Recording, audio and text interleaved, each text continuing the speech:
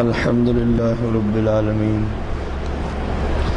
والصلاة والسلام على سيد الأنبياء والمرسلين وعلى آله وأصحابه وأزواجه وعلماء أهل السنة أجمعين. أما بعد فأعوذ بالله من الشيطان الرجيم. بسم اللہ الرحمن الرحیم. پڑھیے گا الصلاۃ والسلام علیک یا رسول اللہ، الصلاۃ والسلام علیک یا حبیب اللہ، الصلاۃ والسلام علیک یا نبی اللہ وعلى آلك وأصحابك يا نور الله. نويت سنة الاعتكاف. احباب عزیز وقار، ہفتہ وار ہمارا درس قرآن. آج کے درس کا موضوع شان علی علیہ السلام ہے. کنز العمال میں حدیث کا نمبر ہے 37,353. عن علی قال لما فتح اللہ علی رسولہ صلی اللہ علیہ وسلم مکہ صلی بالناس الفجر من صبیحۃ ذلک فضاحک حتی بدت نواجزہ فقالوا یا رسول اللہ ما رأیناک ضحکت مثل هذه الضحکہ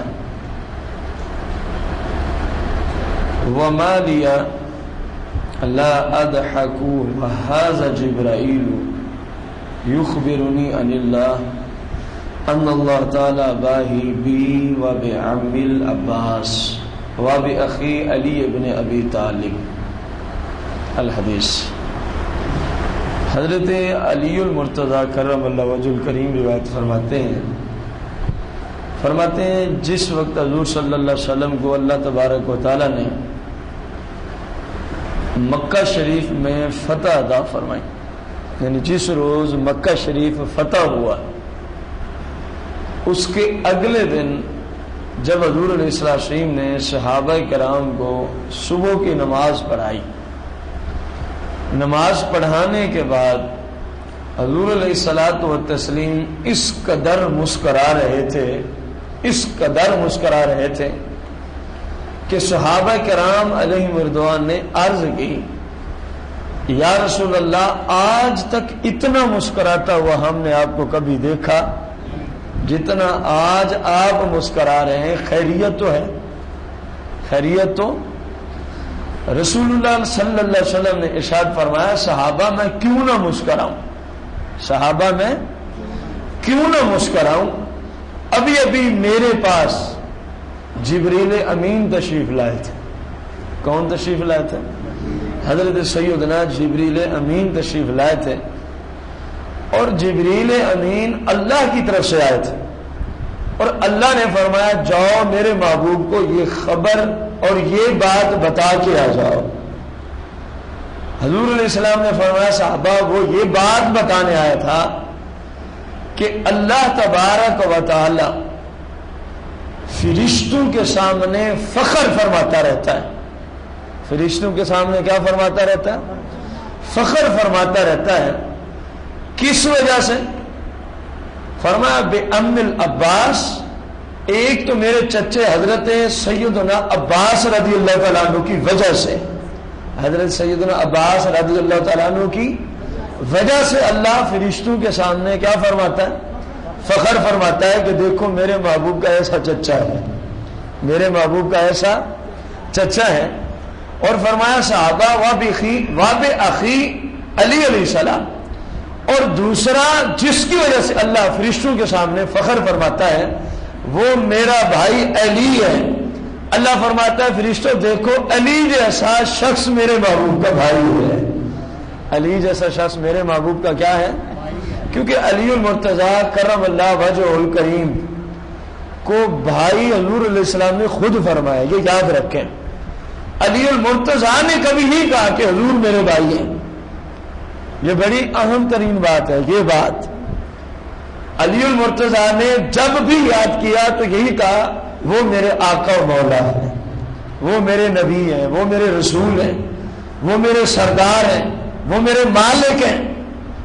یہ حضور نے کمال شفقت فرمائی جب ہجرت مدینہ کے موقع پر آپ علیہ السلام نے ایک انصار میں سے شخص لیا، ایک مہاجرین میں سے، تم دونوں آپس میں بھائی ہو۔ اسی طرح حضور بھائی بناتے گئے، سب ایک دوسرے کے بھائی بن گئے، دو فرد رہ گئے، ایک علی المرتضیٰ رہ گئے اور دوسرے رسول کریم صلی اللہ علیہ وسلم۔ تو حضور نے فرمایا علی میں نے جان بوجھ کے تجھے رکھا تھا کہ میں خود تجھے اپنا بھائی بناؤں گا۔ یہ آپس میں بھائی ہو گیا، علی تو میرا بھائی ہو گیا، تو میرا کیا ہو گیا؟ بھائی ہو گیا۔ تو حضور علیہ السلام نے تو علی المرتضیٰ کو اپنا بھائی ارشاد فرمایا ہے، لیکن علی المرتضیٰ نے کبھی بھی کسی کو نہیں کہا کہ یہ جو حضور علیہ السلام ہے یہ میرے کیا لگتے ہیں، کیونکہ علی المرتضیٰ اس میں بے ادبی سمجھتے تھے۔ جس طرح آج کل بے ادبوں نے کہہ دیا بس حضور کو اتنے مانو، اتنی شان ہے جتنے بڑے بھائی کی شان ہوتی ہے، حضور بڑے بھائی جتنے ہیں، یہ رسول اللہ صلی اللہ علیہ وسلم کی شان میں گستاخی ہے۔ یہ حضور کی شان میں کیا ہے؟ گستاخی ہے۔ رسول اللہ جس کو چاہے اپنا بھائی فرما دے، لیکن ہمیں یا کسی بھی امت کے فرد کو یہ روا ہی نہیں ہے کہ وہ حضور کو اپنا کیا کہتا پھرے۔ اس لیے علی المرتضیٰ کو حضور نے اپنا بھائی تو فرمایا، لیکن مولا کائنات نے کبھی نہیں کہا کہ حضور میرے کیا لگتے ہیں۔ جب بھی کسی نے پوچھا فرمایا وہ میرے مولا ہیں، وہ میرے آقا ہیں، وہ میرے سردار ہیں، وہ میرے مالک ہیں، وہ میرے رسول ہیں۔ ان جملوں سے علی المرتضیٰ اپنا رشتہ بیان کرواتے تھے۔ تو فرمایا اے میرے صحابہ کرام، میں اس لیے آج اتنا مسکرا رہا ہوں کہ میرے چچے اور میرے بھائی علی المرتضیٰ کی وجہ سے اللہ فرشتوں کے سامنے کیا فرماتا ہے؟ فخر فرماتا ہے۔ آپ کو اس بات کا شاید علم ہوگا، علی المرتضیٰ کرم اللہ وجہ الکریم اور سیدنا ابو بکر صدیق رضی اللہ تعالی عنہما کی آپس میں ایک رشتہ تو ان دونوں کا یہ ہے نا کہ یہ دونوں حضور علیہ السلام کے صحابی بھی ہیں، ایک دوسرا رشتہ یہ بھی ہے کہ یہ دونوں حضور علیہ السلام کے خلفاء میں سے ہیں۔ ایک اور رشتہ بھی ہے خون کے اعتبار سے، حضرت سیدنا ابو بکر صدیق رضی اللہ تعالی عنہ کے بیٹے محمد بن ابو بکر، محمد بن جو سیدنا ابو بکر صدیق کی بیوی حضرت سیدنا اسماء سے پیدا ہوئے۔ اسی طرح ادھر ایک شہزادے ہیں علی المرتضیٰ کے شہزادے جناب حضرت سیدنا امام حسین رضی اللہ تعالیٰ عنہ۔ سیدنا امام حسین رضی اللہ تعالیٰ عنہ کی ایک بیوی ہے جن کو آپ جانتے ہیں شہر بانو کے نام سے۔ کس نام سے جانی جاتی ہیں؟ شہر بانو کے نام سے۔ اب یہ جو شہر بانو ہیں ان کا نکاح امام حسین سے کیسے ہوا؟ غور کریں۔ مولا کائنات علی المرتضیٰ مولا مشکل کشا کرم اللہ وجہ الکریم کے دور خلافت کی بات ہے۔ آپ نے جو جہاد کے لیے فوجیوں کو روانہ کیا ہوا تھا جو ایران کی طرف گئے تھے، وہاں سے حویرث نامی شخص نے جو جہاد کیا، شاہ ایران کی دو بیٹیاں، کتنی؟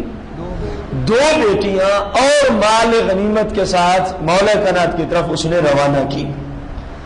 جب یہ دونوں شہزادیاں جو ایران کے بادشاہ کی بیٹیاں تھیں مولا کائنات کی بارگاہ میں پہنچی تو آپ نے ان دونوں بہنوں میں سے بڑی بہن کا نکاح جو ہے وہ اپنے شہزادے کے ساتھ کیا جناب امام حسین رضی اللہ تعالیٰ عنہ، اور جو اس کی چھوٹی بہن تھی اس کا نکاح مولا کائنات علی المرتضیٰ نے کیا محمد بن ابو بکر کے ساتھ۔ کس کے ساتھ کیا؟ محمد بن ابو بکر کے ساتھ، کیونکہ محمد بن ابو بکر مولا کائنات علی المرتضیٰ کا سوتیلا بیٹا بھی ہے،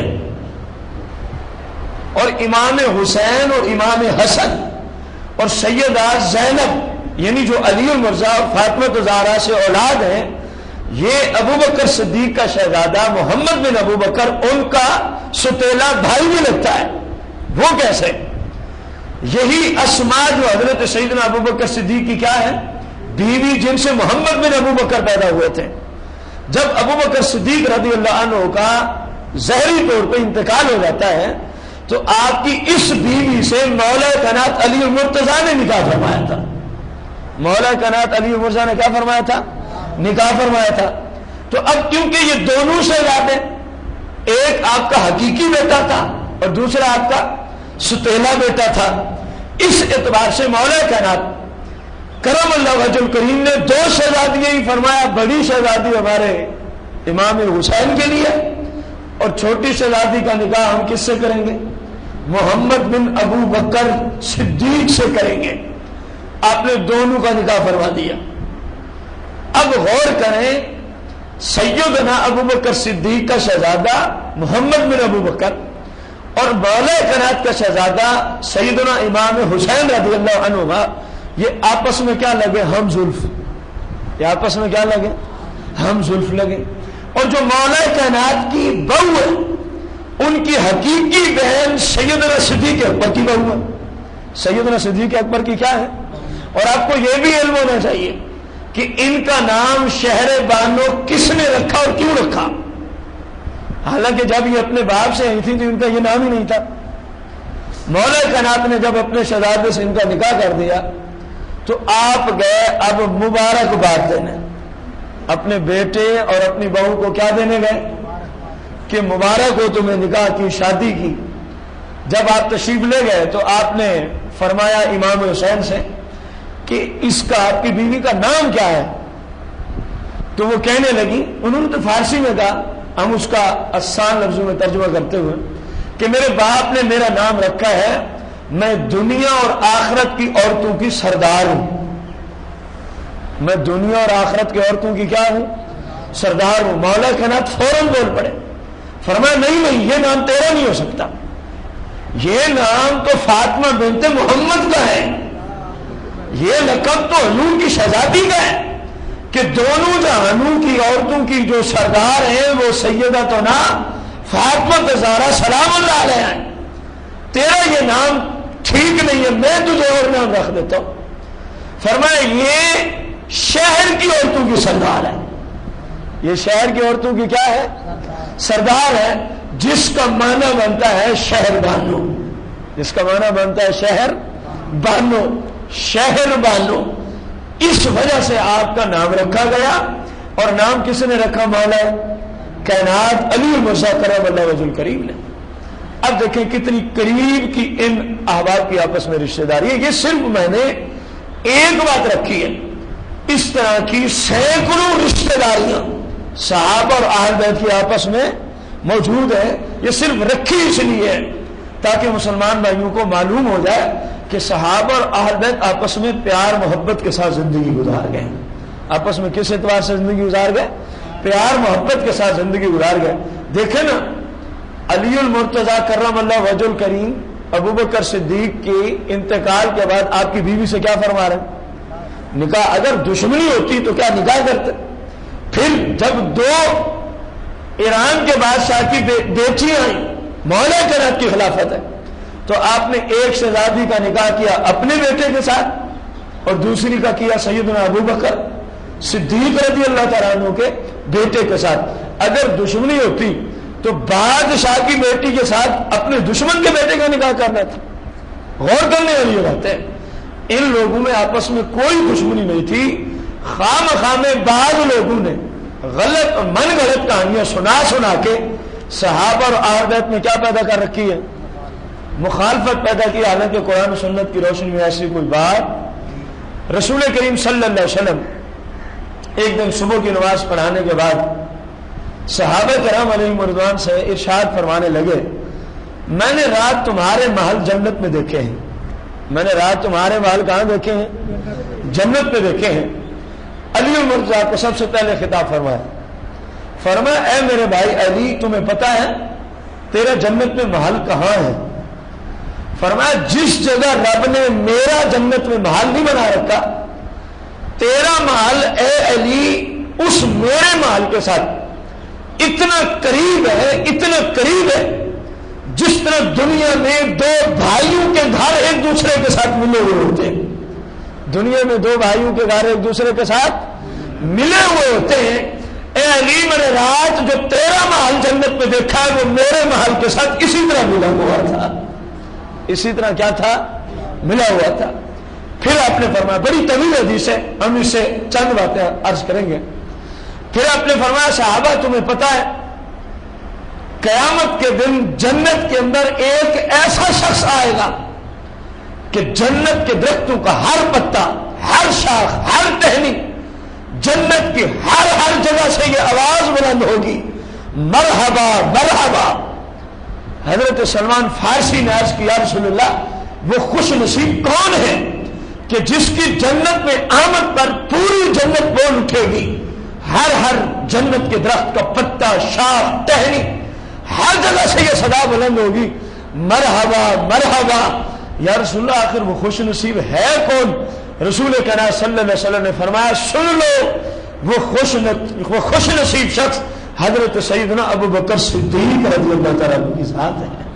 فرمایا جب یہ جنت کو آئیں گے، صحابہ جنت کا ہر پتا، ہر شاخ، ہر ٹہنی یہ بول اٹھے گی، مرحبا مرحبا، کہ آج سیدنا صدیق اکبر جنت میں تشریف لے آئے ہیں۔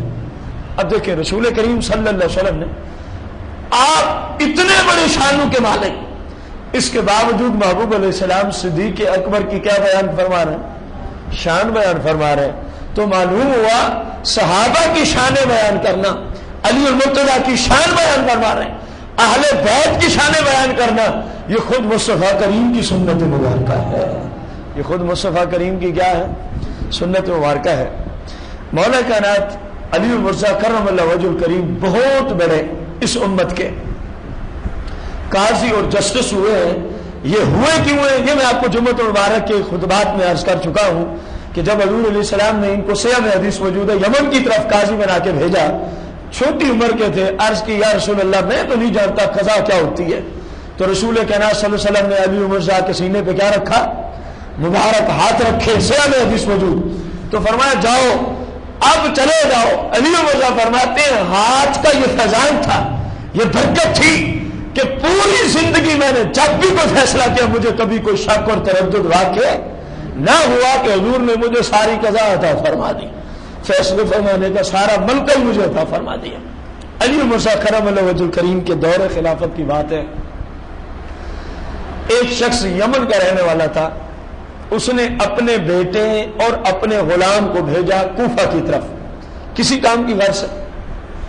تو راستے میں غلام اور اس غلام کے آقا کا جو بیٹا اس کے ساتھ تھا، ان کی آپس میں کیا ہو گئی؟ لڑائی ہو گئی، جھگڑا ہو گیا۔ آقا کے بیٹے نے غلام کو مارا اور غلام نے اس کو گالیاں دی۔ جب یہ لوگ کوفے میں جا پہنچے تو غلام نے یہ دعویٰ کر دیا کہ یہ میرا غلام ہے، جو غلام کے آقے کا کیا تھا؟ بیٹا تھا، اس پہ دعویٰ کر دیا یہ میرا کیا ہے؟ غلام ہے، لوگوں میں اس کو بیچنا چاہتا ہوں۔ وہ آقا کا بیٹا تھا، اس نے سوچا اس نے تو یار انتہائی بہت بڑا جھوٹ بول دیا، اس نے یہ مقدمہ مولا کائنات علی المرتضیٰ کی بارگاہ میں پیش کر دیا کہ حضور میں یمن سے آیا ہوں، یہ میرے والد کا غلام ہے، یہاں آ کے اس نے دعویٰ کر دیا ہے کہ میں گویا اس کا غلام، میں اس کا کیا ہوں، یہ مجھے بیچنا چاہتا ہے، حالانکہ آزاد بندے کی تو بے شریعت میں حرام ہے، میں تو آزاد ہوں، میں غلام نہیں۔ ہمارا فیصلہ فرمائیے۔ اب کوئی گواہ بھی نہیں ہے کیونکہ یہ لوگ کہاں کے رہائشی ہیں؟ یمن کے رہائشی ہیں، اور جہاں فیصلہ جس عدالت سے فیصلہ کروایا جا رہا ہے وہ کوفے میں موجود ہے۔ اب اتنا کوئی ڈاک کا نظام بھی نہیں تھا کہ وہاں بیٹھ کے فون کے ذریعے یا کسی اور اعتبار سے پوچھ لیتے مولا کائنات جی یہ کس کا غلام ہے اور کون اس کا آقا ہے، کیا معاملہ ہے۔ تو اب آپ نے اپنی دانائی اور حکمت کے تحت ان کا فیصلہ فرمایا۔ آپ نے اپنے نوکر، اپنے غلام کمبر کو ارشاد فرمایا یہ جو دیوار ہے نا سامنے والی کمرے کی، اس میں بڑے بڑے 2 سوراخ کر دو، بڑے بڑے کیا کرو؟ 2 سوراخ کر دو۔ کمبر میں آپ کے غلام نے بڑے بڑے 2 سوراخ کیے، پھر آپ نے دونوں شخصوں کو فرمایا اپنے سار اس میں داخل کر دو، اپنے سار ان سوراخوں میں کیا کر دو؟ داخل کر دو۔ دونوں نے، جو غلام تھا اس نے بھی سار داخل کر دیا، اور جو غلام کے آقا کا بیٹا تھا اس نے بھی سار داخل کر دیا۔ اب مولا کائنات نے کمبر کو فرمایا جاؤ رسول اللہ صلی اللہ علیہ وسلم کی تلوار لے کے آؤ۔ رسول اللہ کی کیا لے کے آؤ؟ جب وہ لے کر آیا آپ نے بلند آواز سے فرمایا تاکہ وہ بھی سن لے۔ جب وہ لے کر آیا فرمایا ان دونوں میں سے غلام کا سر قلم کر دیا جائے، ان دونوں میں سے غلام کا سر کا کیا دیا جائے؟ اڑا دیا جائے، قلم کر دیا جائے۔ علی مرزا نے جب اتنے جملے بولے تو فوراً ان میں سے ایک شخص نے اپنا سر سوراخ سے باہر نکال لیا، کہنے لگا حضور مجھے معافی دے دیں، مجھے قتل نہ کرو، حضور مجھے معافی دے دیں، مجھے قتل نہ کریں۔ اس بات سے معلوم ہو گیا کہ غلام کون ہے اور آقا کون ہے۔ علی مرزا نے فرمایا تجھے شرم نہیں آتی؟ اپنے آقا کے بیٹے کو تو نے غلام بنا رکھا ہے، حالانکہ غلام تو خود ہے، حالانکہ غلام تو، کیونکہ جیسے فرمانا غلام کا سار کیا کر دو۔ اب جو غلام تھا اس نے فوراً سار باہر نکال لیا۔ اس سے معلوم ہو گیا کہ غلام کون ہے اور آقا اس کا کون ہے، حالانکہ اس نے، غلام نے اپنے آقا کے بیٹے کو کیا بنا رکھا تھا؟ اپنا غلام کے میں نے اس کو بیچنا ہے۔ تو یہ آپ کی دانائی تھی، یہ آپ کی حکمت تھی کہ بغیر کسی گواہ کے جو فیصلہ حق تھا اسی طرح آپ نے اپنی عقل کے مطابق فیصلہ فرما دیا۔ اگر آپ یہ معاملہ نہ کرتے تو شاید معلوم ہو سکتا کہ کون غلام ہے اور کون آقا کا بیٹا ہے۔ مولا کائنات علی مرزا کرم اللہ وجہ الکریم کی بارگاہ میں 2 عورتیں آئیں، ایک بچے پہ دونوں کا دعویٰ ہے کہ وہ کہتی ہے یہ میرا بیٹا ہے اور دوسری کہتی ہے یہ، اب گواہ کسی کے پاس بھی نہیں ہے، ظاہری گواہ کسی کے پاس بھی نہیں ہے۔ علی مرزا کرم اللہ وجہ الکریم نے فرمایا آرا لایا جائے۔ کیا لایا جائے؟ تو ان دونوں عورتوں میں سے ایک عورت بول اٹھی حضور آرے کو کیا کرنا ہے، فیصلہ تو ہم نے یہ کروانا ہے۔ وہ کہہ رہی ہے یہ بیٹا میرا ہے اور میں کہہ رہی ہوں یہ بچہ، آپ نے آرا منگوا دیا۔ فرمایا ایسے تو فیصلہ نہیں ہو سکتا، بیٹا یعنی بچہ ایک ہے اور اس کے دعوے دار کتنے ہیں؟ فرمایا اس کے 2 ٹکڑے کر دیتے ہیں، ایک تجھے دے دیں گے، اس کو دے دیں گے، بس فیصلہ ہو جائے گا۔ کیونکہ اب ایک بچہ میں کس کو دوں، جبکہ نہ تیرے پاس کوئی گواہ ہے نہ اس عورت کے پاس کوئی، اب ایک بندہ ہے اور اس کے دعوے دار کتنے آ گئے؟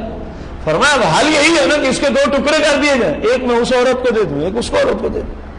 تو بس اتنا حضور کا فرمانا تھا علی مرزا کرم اللہ وجہ الکریم کا کہ ایک عورت کا چہرہ انتہائی زرد ہو گیا اور وہ بے قرار ہو گئی، وہ چیخوں پکارنے لگی اور کہنے لگی حضور آپ اس بچے کو آدھا آدھا نہ کریں، میں اپنا حصہ اس عورت کو دیتی ہوں، آپ یہ بچہ اس عورت کو دے دیں۔ مولا کائنات علی مرزا نے فرمایا یہ بچہ اس عورت کو دے دیا جائے جو چیخوں پکار کر رہی تھی، جو کہہ رہی تھی میں اپنا حصہ لینا نہیں چاہتی، اس بچے کو آپ آدھا آدھا نہ کریں، اس پہ آرا نہ چلائیں، اے امیر المومنین میں اپنا حصہ اس عورت کو بخشتی ہوں، جو آپ نے مجھے آدھا کر کے دینا ہے یہ بچہ آپ اس عورت کو دے دیں۔ یوں علی مرزا نے اپنی حکمت و دانائی سے ایسا فیصلہ فرمایا کہ بغیر کسی گواہ کے معلوم ہو گیا کہ بچہ کس عورت کا، کیونکہ جو بے قرار ہو گئی، جو کہہ رہی تھی کہ میں آدھا حصہ لینا، وہی اس بچے کی حقیقی ماں تھی۔ کیونکہ جب کسی بھی اولاد میں بیٹی یا بیٹے کو تکلیف ہو تو سب سے زیادہ دکھ ہمیشہ والدین کو پہنچتا ہے، ہمیشہ کس کو پہنچتا ہے؟ والدین کو۔ تو مولا کائنات نے اس طرح فیصلہ فرما کے جانچ پڑتال کر لی کہ جو ماں ہوگی وہ فوراً بول پڑے گی کہ یا امیر المومنین آپ اس کے 2 ٹکڑے نہ کریں، میں نے اپنا حصہ۔ تو مولا کائنات نے فرمایا اس کو دے دو، اور دوسری عورت کی اچھی خاصی ڈھانڈ جھپٹ کی، فرمایا تجھے شرم و حیا نہیں آتی، میرے دربار میں تو نے جھوٹا دعویٰ دائر کر دیا، میرے دربار میں تو نے کیا کر دیا؟ جھوٹا دعویٰ دائر کر دیا۔ فرمایا دفع ہو جا، میری عدالت سے نکل جا، آج کے بعد ایسا کام میری عدالت میں تو نے کرنا۔ مولا کائنات علی المرتضی شیر خدا کرم اللہ وجہ الکریم ایک مرتبہ سفر پہ تھے، آپ کے دوست احباب بھی آپ کے ساتھ تھے، تو دوستوں کو پانی کی ضرورت پیش آئی۔ کس چیز کی؟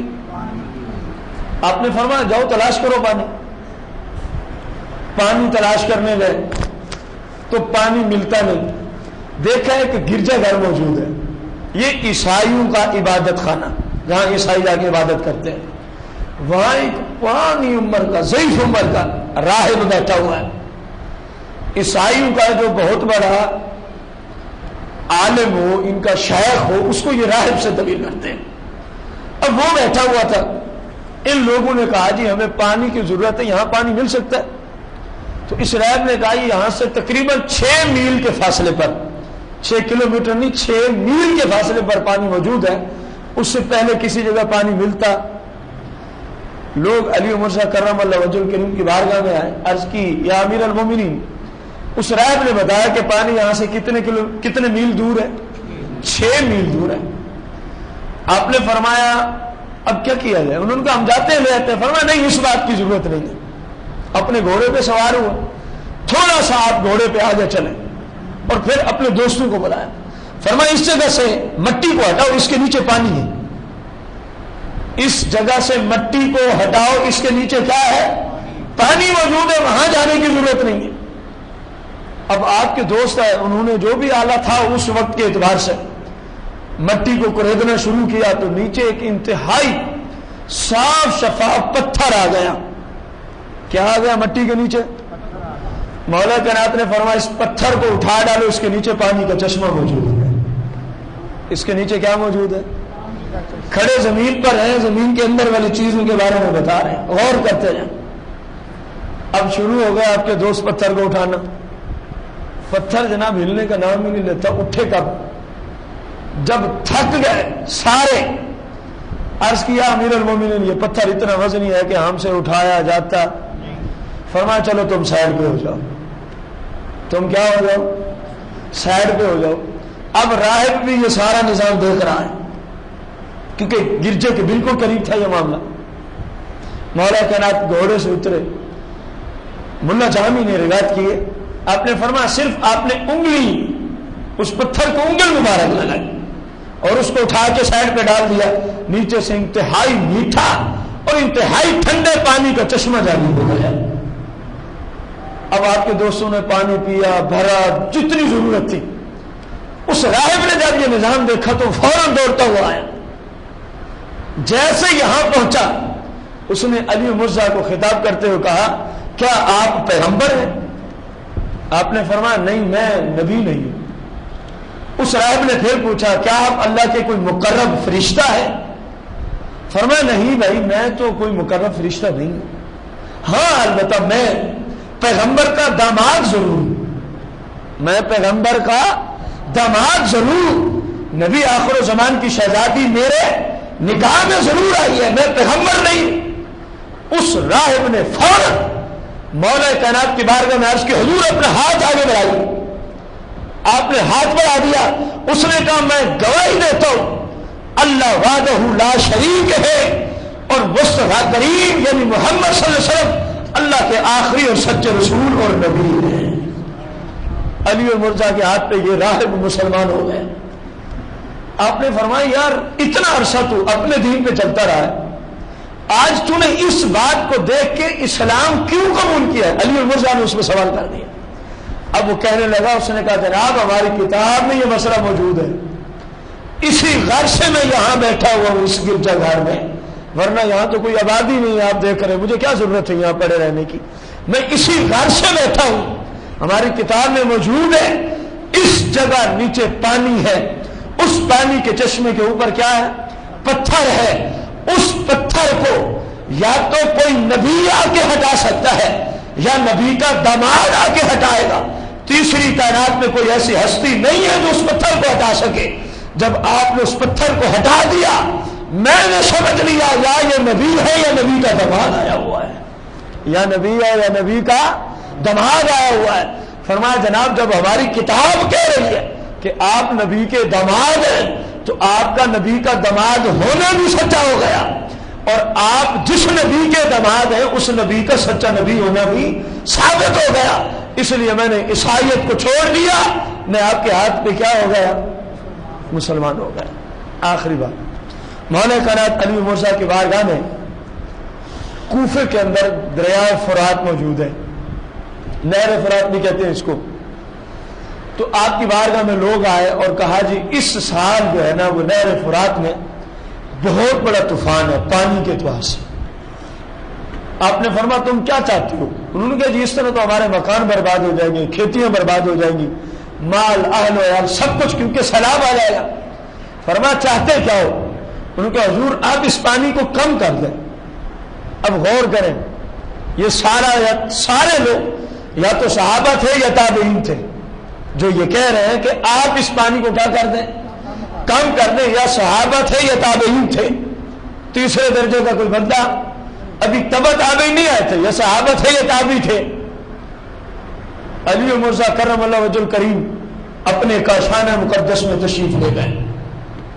جب اندر گئے تو مصطفیٰ کریم کا جبہ زیب تن فرمایا, امام مصطفیٰ کریم صلی اللہ علیہ وسلم کا سر انور پہ رکھا اور ہاتھ میں عصا مبارک مصطفیٰ کریم کا لیا اور پھر واپس آ گئے.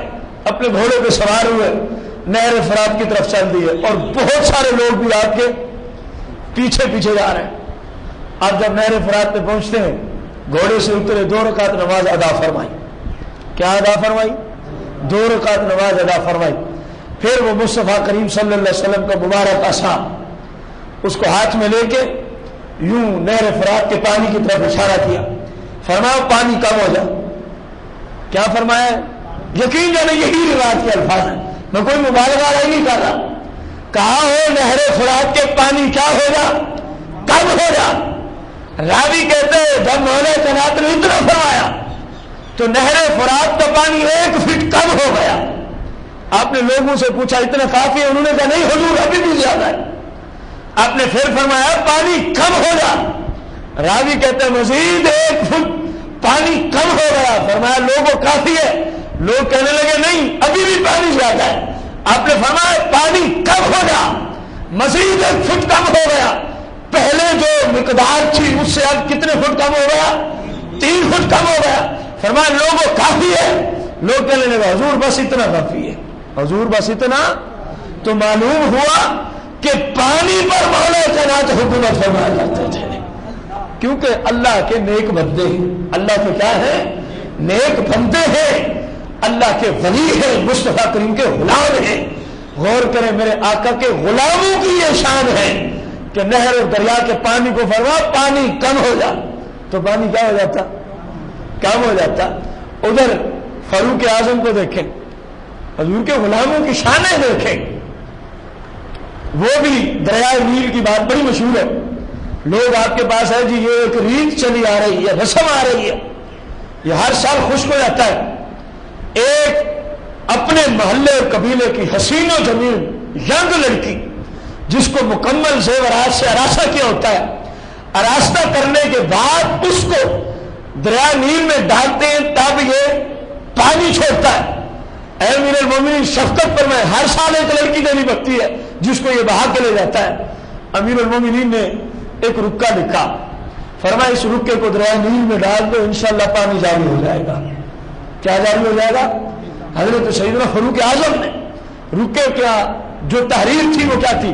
اتنا ہی تھا, اے دریائے نیل اگر تو اللہ کے حکم سے بہتا ہے تو میں اللہ کا بندہ عمر کہتا ہوں پھر بہنا شروع کر دے. پھر بہنا کیا کر دے؟ شروع کر دے. اگر تو اللہ کے حکم سے بہتا ہے. لوگوں نے جب یہ رکا دریا نیل میں ڈالا تو لوگ کہتے ہیں پانی شروع ہو گیا. خشک دریا میں کیا آنا شروع ہو گیا؟ پانی شروع ہو گیا. اور ایسا شروع ہوا کہ پھر کبھی خشک, ایک غلام پانی نہیں ہے اس کو بلا رہا ہے, اور دوسرا غلام آیا پانی زیادہ ہو گیا اس کو کہہ رہا پانی کم ہو جائے, پانی کم ہو جائے, پانی کم ہو جائے. یہ تو میرے آقا کریم کے غلاموں کی شان ہے, غلاموں کے اوصاف ہیں.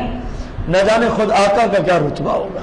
اللہ جل شانہ سے دعا ہے صحیح مانو اللہ تعالی صحابہ اہل بیت اطہار کی حقیقی محبت اور انہی نفوس قدسیہ کے نقش قدم پر ہم سب کو چلنے کی توفیق عظیمہ عطا فرمائے. آمین بجاہ النبی الکریم رؤوف رحیم علیہ الصلوۃ والتسلیم.